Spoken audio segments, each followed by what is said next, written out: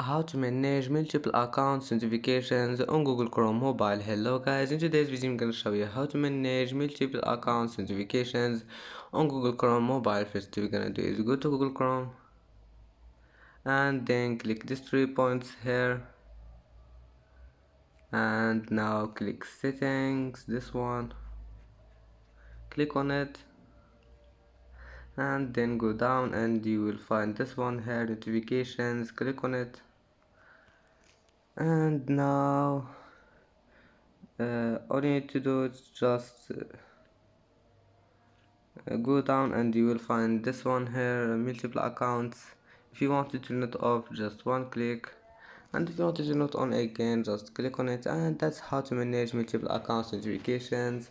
And that's it for today's video. If you like this video, please don't forget like and subscribe, and see you in the next video.